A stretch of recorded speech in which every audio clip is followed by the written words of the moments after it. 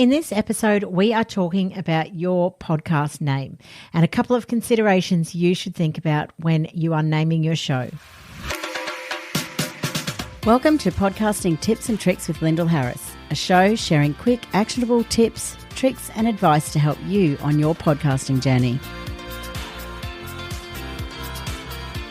Hello and welcome back to another episode of Podcasting Tips and Tricks. I am your host, Lyndall Harris, and I am the founder of Podcast VA, where we make your podcasting journey easier by offering a variety of support services.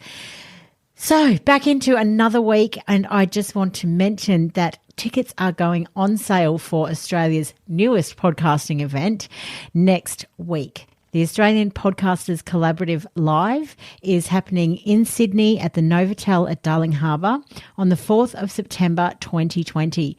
We have an amazing lineup of speakers and we will be covering a host of topics that really matter to podcasters. So if you are interested, you can either join the waitlist, which is on my website at podcastva.com and click on the conference button, or you can join the Australian Podcasters Collaborative Facebook group and you'll also be notified when tickets go on sale there. So on to this week's topic, which is all about your podcast name. Now, this actually came up after a chat with somebody at a networking event or a workshop last week. And this person I was chatting to was really stuck on what to name their podcast. And they really found this as a hurdle with even starting a podcast. So they knew they wanted to do one and they were quite confident with the content that they would share, but they were really stuck on naming it. And there were a few things that we chatted about which really helped her. And so it made me think it was a good episode to do. And it might help you if you're a little stuck on how to name your podcast. Now, there's a few different things that you can think about when you're naming it. There's a few different ways that you can name it. Firstly, you could name it after your name, which there are plenty of podcasts out there that do that. So if your personal brand is your business, then perhaps you will call it the Your Name Show. So, for example, one of my clients is Lorraine Murphy, and her brand, she is her brand, her personal brand. And so her show is called The Lorraine Murphy Show. So you'll see a lot of people actually calling the show Your Name Podcast or the Your Name Show. Another way to name it is, something obvious about the topic. So if we take my podcast as an example, mine is all about podcasting. And so Podcasting Tips and Tricks is very obvious what it is about by the title. It pretty much is what it says on the can. So that's another way that you can do it. You can think about your main topic or your main topics and you can name it after that. Now, you can also name it something quirky, which I really love some podcasts with quirky names. But I guess the one thing you just want to be mindful of here is that if you do use a quirky name, make sure you use a really good tagline so that explains what the podcast is about so that you can come up in searches as well, so that you've sort of fed through some keywords into that tagline so that you can still be found. So there are three ways that you can actually go about brainstorming the name of your podcast. I do actually get asked quite often is how to check if that's already gone. So a couple of places that I think is a good way to check if that podcast name is gone is firstly to go into some of the bigger podcast directories like Apple Podcasts, Spotify, and even just going into Google and typing in the name of the show that you want to use. So that will bring up any search results. So Google will usually bring up the search results for anything in Apple Podcasts and Spotify that's named that, but it's still worth going into the directories and having a look.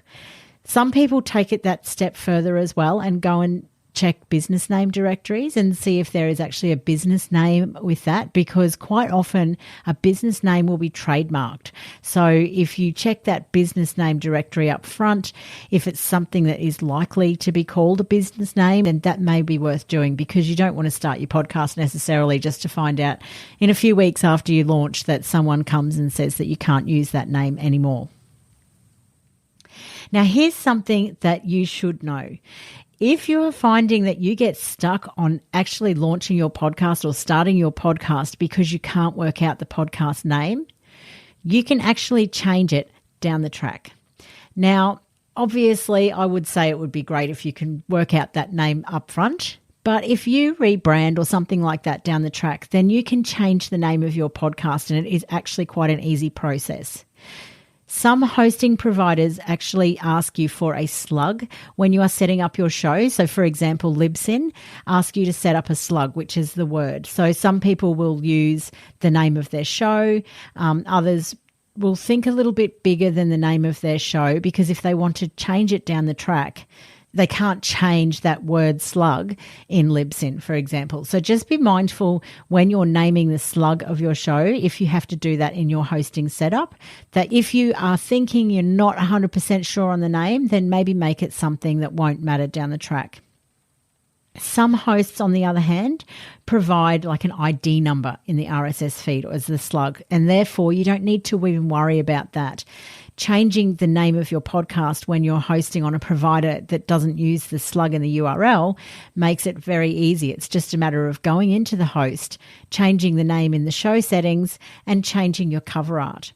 So that was really what I wanted to touch on today. This person that I was speaking to and a couple of other people that were in the conversation were quite surprised to know that it is easy to change the name down the track, and that I was saying don't let that be the thing that stops you from getting your message out to the world. So hopefully that has helped you if you're stuck on your podcast name. Look, I know when I was thinking about this show, I really sort of bandied around lots of different names and I really wasn't sure what to go with. And so sometimes just making that decision, going ahead and starting, and then if it really doesn't resonate with you down the track, or you feel that you've pivoted your podcast, you can change it then. So I guess the key takeaways there are sit down and brainstorm. How do you want to name your show? Do you want to name it after your name if you're a personal brand? Do you want to name it after the subject that you'll be covering? Or do you want to name it something quirky and give it a really smart tagline to make it obvious what it's about? Do the research and see if there is already a podcast with that name. And you can check Google, the podcast directories, as well as business name directories to check that. But know that you can change it, and don't let the name be what stops you from starting your podcast, because this is one of those things where you can just push through and just start getting your message out there.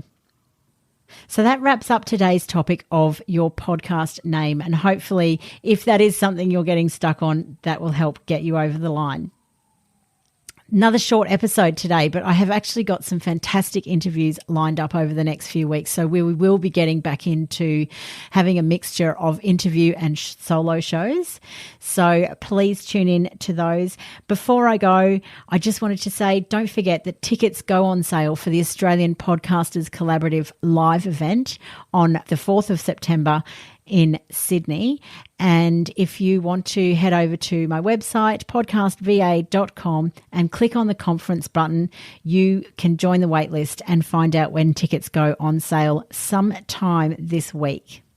Alternatively, if you would like to jump into the Facebook group, the Australian Podcasters Collaborative group, we would love to have you in there as well. So until next time, I hope you enjoy your week, and I will chat to you soon. Thank you so much for listening. If you enjoyed the show, make sure you subscribe in your podcatcher so you don't miss an episode. And whilst you're there, I'd love it if you'd leave me a rating and review to help other podcasters.